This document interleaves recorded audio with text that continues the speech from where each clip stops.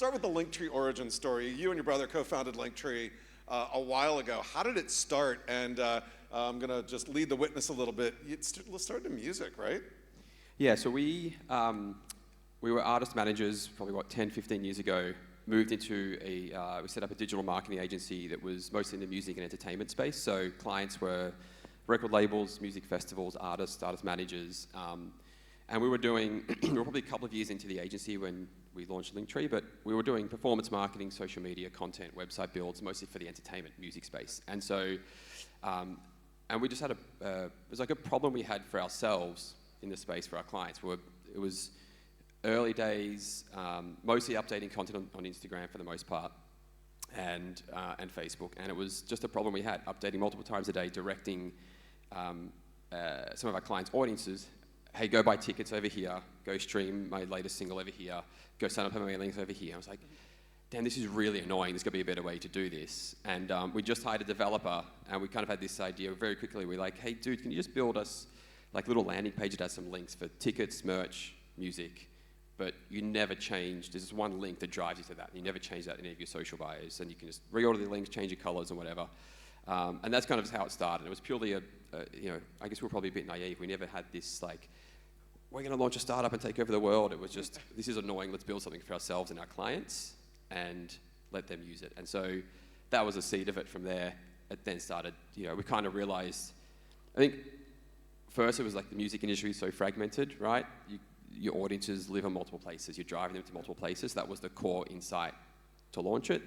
But then we realized as people that weren't in music started signing up that it's the internet at large that's fragmented. And, I think, what was it, in early teens, it's sort of 3-4 social media accounts per person. Now it's like 8 to 10 social media accounts per person. So where you're building your audience, where you're directing to is wildly fragmented. And so Linktree kind of solved that pain point to help consolidate all that and help you grow and curate your audience from there.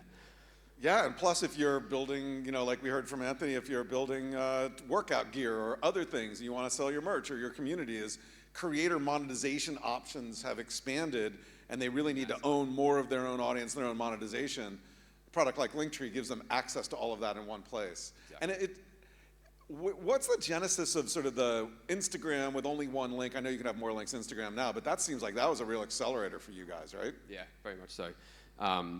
That was sort of the pain point, but it wasn't just Instagram. It was like, and we purposely built it. That was where it started, but Linktree is platform agnostic. It's a URL, and so it gets placed anywhere where you've got your audience, and that was very deliberate about that from the beginning too. Yeah. So you stepped down recently, still on the board, still very involved. But as you see Linktree grow, one of the areas that I have been fascinated by that they're building into is in social commerce. So talk about social commerce and Linktree for a minute. Yeah. So Linktree's getting close to about 50 million users and still growing at about 40 to 50,000 signups a day, and about 1.5 billion visits on profiles a month. And so there's a few reasons why. So that's the core business, but then we're moving into social commerce this year. And there's a few reasons why and why we feel like we've got a right to play in the space. Firstly, there's the macro trend. As you know, it's like, I think some studies showed about 1/3 of Americans will have their purchasing decisions influenced by creators, and that's like 50% of Gen Z, right? Secondly, we believe that the creators are the new storefront, and these recommendations are true, and they should be compensated for the value they create for brands. And lastly, the behavior on Linktree is already happening, right? We estimate we drive about $6 billion of GMV annually to commerce outlets, and about 1 to 2% on any given month, 1 to 2% of traffic to Amazon comes via a Linktree link. So there's a huge cohort of creators that are part of the Amazon influencer program using Linktree to drive their traffic. About 15 to 20% of clicks are going to shopping-related links. So there's behaviors already happening, which is in part driven by the macro trend as well. And so there's an opportunity to create a three-sided marketplace of merchants, creators, and consumers to help creators monetize even further. So they don't have to do direct brand deals in a disparate way. There's a marketplace of brands that they can curate storefronts on their Linktree that make sense for them and their audience, and take a commission from that. And so for creators that do that already, we're going to make it easier. But then we also feel like it can democratize this affiliate or social commerce space for folks that may not do it, just want a little side hustle. They already talk about blue shirts or whatever, and they can set up a curation of these sorts of products, sell it to their audience, and make a few bucks from doing it really easily without having to set up deals with brands. So we've just launched the alpha stage with Urban Outfitters, Revolve, and Sephora, with a handful of creators. Beta stage is launching soon with about 2,000 brands and a few hundred creators, and then we'll sort of launch more widely later in the year. And yeah, we're excited about it. Yeah, we've got Sephora here actually tomorrow on our marketing summit. We're right on this stage. But it's interesting when you think about Sephora or others not having to go through Amazon, not having to worry about those affiliate fees and those additional fees or whatever those fees are called. Are you in many ways trying to disrupt that sort of Amazon aggregator model and going direct brand to creator? Or how do you think, or do you want to be Amazon? Yeah, I mean, we're in talk with Amazon already because it makes sense for us to be able to provide more opportunities for the Amazon influencers through Linktree because of that scale, and vice versa. So again, the challenge for us is we still need to stay platform agnostic. So it's not about disrupting anyone; it's creating more opportunity.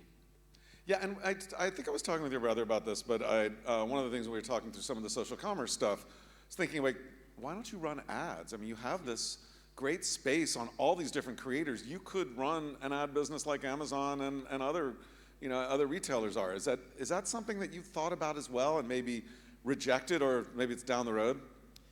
I mean, if you look at the traffic and you put an average CPM on it, yeah, it could be quite significant revenue, but it would then detract from the product, and it'd be a very short-term win, but ultimately ruins the product experience. If you're a user, if you're a visitor of and yes, of course, it can help monetize for creators. If it's done in a meaningful, interesting product way that doesn't detract from the visitor experience, maybe there's an opportunity.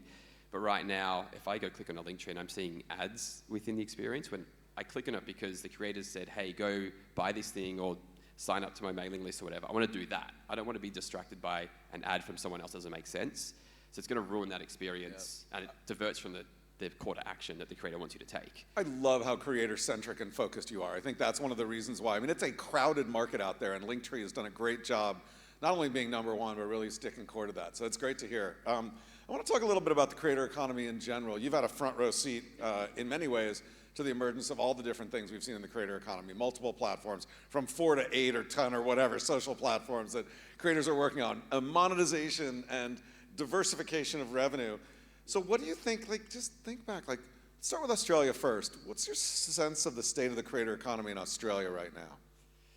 I think it follows very much similar to the US trends, right? Folks that turning their passions into full-time employment via building audiences on social. I think the challenge with Australia being such a smaller market is you have a lot of creators that do very Australian-type humor or skits, which is great, and they can build audiences very quickly. How they then turn that into a durable business afterwards is a challenge outside of brand deals.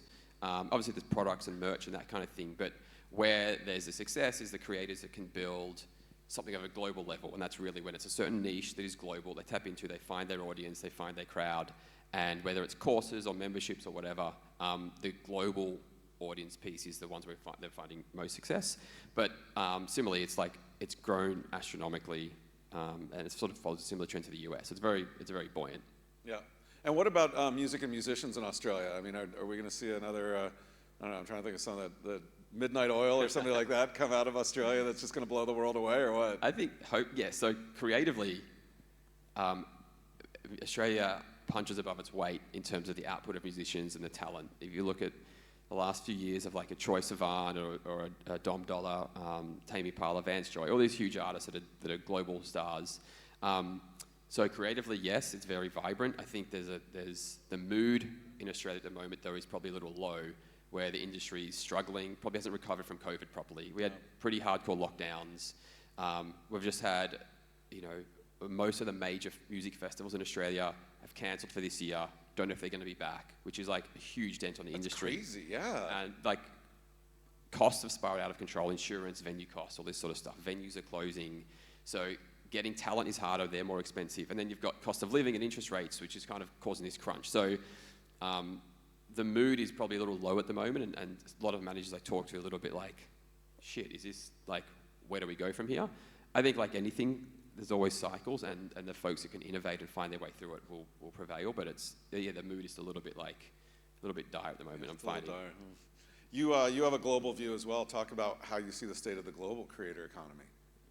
I mean, it's just like year on year scaling, right? And we're seeing, particularly working on Linktree, like obviously the US is our biggest market, but it's followed by Brazil, Indonesia, India, the UK, Philippines, and it goes on from there. So from a monetization perspective, those developing markets aren't the biggest for us, but from a user perspective, and it's so fascinating to see how they engage with their audience and the types of content they produce. So yeah, I'm excited to see it continue growing. And there's always a little talk of like, I think obviously we saw massive venture investment over the last few years in the space, and people are talking about it slowing, and we're seeing consolidation and all that sort of stuff happen, which is a good thing, which kind of happens in any industry, right?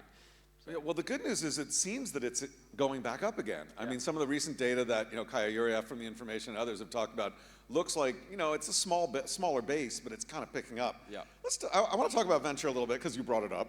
One of the things you're working on now is a venture fund in Australia that's investing only in Australian companies. Is that right? Yeah. Talk about that. Yeah, so it's a venture partner in a fund called Side Stage Ventures, a founder-led seed fund, and mostly the angle being like we've all prior founders that are part of it that have really insight into what it takes to found and start a business, and investing in founders that can take businesses global. And it's at the very seed stage, so very small checks, but they can help globally. One of the companies we've invested in is called Leonardo AI. Yeah, I know. I saw Leonardo AI. Talk about that for a minute. If you don't know Leonardo, you should. So tell us about it. Yeah, there's I think they've already scaled to like 7 or 8 million users very quickly. Image generation platform started for gaming avatars and that kind of thing, but it's gone beyond that now to any kind of image gen. And they've even latest feature where you can just draw something on your phone, like a really crude picture of a car, and it'll then generate. You put in the prompts, it generates all types of this. So it's got obviously massive implications for advertising industry and that kind of thing, but also if it's used really well, it becomes a powerful creative tool. Yeah, it sits on top of Stable Diffusion, right? On top of that model, yeah. Yeah. Yeah, so it competes in sort of, I guess, with DALL-E and ChatGPT and Midjourney, right? A little bit, yeah. Yeah. So that's really cool. Another company we've invested in called Tixel, which is a ticket resale marketplace, helping make resale fairer. A few other things like that. Yeah, resale's a pain. How do they make it fair? Yeah. What do they do? Avoid scalpers. So the technology they use just avoids scalpers, and you can't mark up products any more than 5 or 10%. Oh, really? Oh, that's great. I just tried to get in to see Fish at the Sphere in Las Vegas, and it was marked up like by a zillion percent. I'm like, I'm not going. Yeah. So I want to talk about platforms, media, and where that's going in general. TikTok might get banned in the U.S. What do you think? What's your opinion on that and how that'll change the world? I mean, look, I'm no expert in geopolitics, but I think every Western Well, think of it from a creator perspective. Yeah, every Western market has their version of this, but from a creator perspective, there's a couple of things. I think, yes, it's going to leave a massive dent. Like half of Americans use TikTok. From an audience perspective, entertainment, news, recommendations. From a creator perspective, I think the key thing really, and this is regardless of a TikTok, any platform, is audience and monetization should be diversified. Yes. So that's the key thing. That's probably a wake-up call. And just saw Substack today launch like a video product, so trying to move folks over there. So that is a key thing. And so, yeah, if it does get banned, it'll be a huge gaping hole in the creator economy, but people will find something else to do. I don't think if it gets sold, I don't think it's then TikTok anymore. It's something rebuilt. Yeah. It's something else, and it's not the same. So the key thing, I mean, we saw this at our agency days when anytime Facebook would change an algorithm, make you pay to post to your audience or whatever, and people would be up in arms like, this is my audience. I spent years building these followers. It's like, and might be contentious, but they're not your audience. They're the audience. They're the platforms that you're renting for free. Right. And at the end of the day, you've got to find a way to diversify. Otherwise, like the platform could do whatever they want. They could sell. They could be banned, change the algorithm, whatever it is. So, finding a direct path to engaging with your audience is probably the key thing. So for the creators here, what are some of the platforms or ways that you see creators successfully doing that?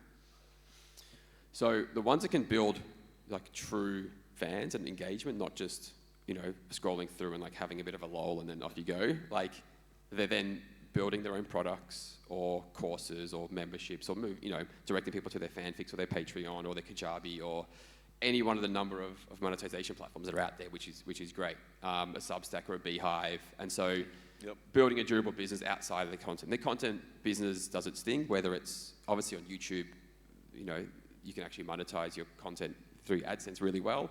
Other platforms not so much. So you have to, if you're starting on TikTok, Instagram, you've got to find another way to either fit into YouTube or build outside.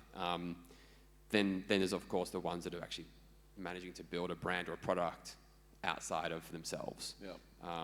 Which when you get to that level of success with an audience that can do that. And I think some creators you talk to get a bit hesitant. It's like, I don't have enough followers, and it's not about the number of followers. It's like, you could just have a really specific niche of 50,000 folks, but they really care about you and what you do because, like, again, they've found their people in what you do, that very specific niche on gardening or whatever it is.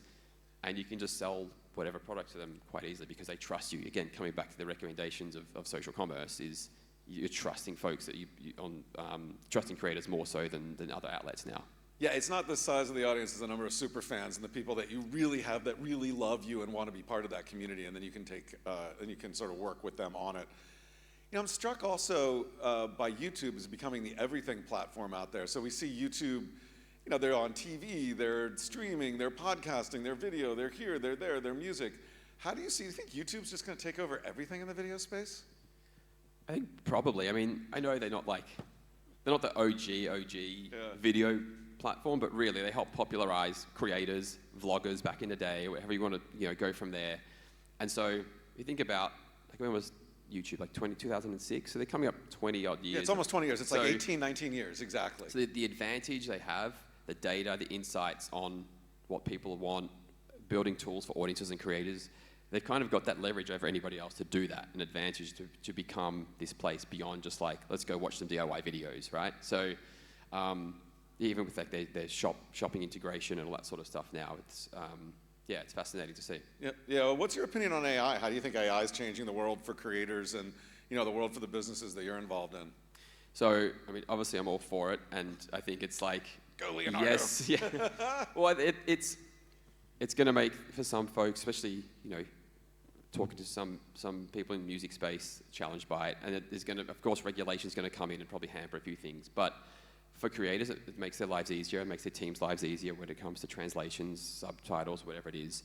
Operations on the back end, we use it in different ways at Linktree on operationally as a business, but then in the product, how you spin up pages quicker, how you bring insights and recommendations to your audiences quicker based off learnings from their pages and other pages. So it's only going to move things quicker, a lot quicker. Yeah, it's that co-pilot we were talking about before. So what's next for you? What else are you passionate about? What are you looking at? I mean, you've got a great history with Linktree. You've got working on venture, some great companies you've invested in there. What else are you thinking about? Yeah, sort of spending my time with that, hanging out with my kids a little bit. Yeah, hanging with kids. I know what that's like. And looking into a few other areas like funding models for creatives, musicians in general, and looking into that space a little bit. I think there's some interesting opportunities there, mainly because you're talking about how creative businesses can scale, but even on the music side as well.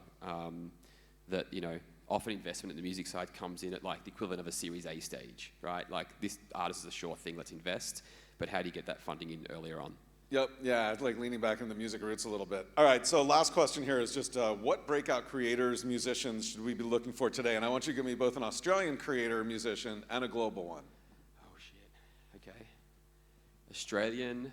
Like, who in Australia are you passionate about? There's this band out of Sydney I've been getting into recently called Royal Otis, like a guitar indie garage pop band that's super cool. US one. It doesn't have to be US, anywhere globally. Yeah. Creator-wise, there's, I mean, this is showing my age, but there's this guy called, I've come onto recently called, his page is called Site Inspections. It's basically, he does building inspections. And so, a very kind of boring part of like buying a house or whatever, but like the whole thing is exposes like dodgy, shady builders, right? But it's really curious watching because he's like, oh, I never knew that. And he goes into the science and regulations and blah, blah, blah. Anyway, it's kind of like a boring area, but it comes to that thing of like generally boring content is actually really interesting and curious. And he's sort of, he probably charges like $5,000 for an inspection now, but he's got a shop front where he sells all sorts of tools and gadgets, and like it was just fascinating how he's become a brand, and he's got this whole catchphrase. that people use. So I've been fascinated by him. I love that in the idea that anybody can be a creator and that there's interest in every single thing out there that people do, 100%. whether you're a beekeeper, a painter, a plumber, or home inspections. Well, we talk about a Linktree. Like, everybody's got a story to tell. Everybody can be a creator. Yep. And so that's like, it's a perfect example of it. And that is the world where you're in. Ladies and gentlemen, thank you very much.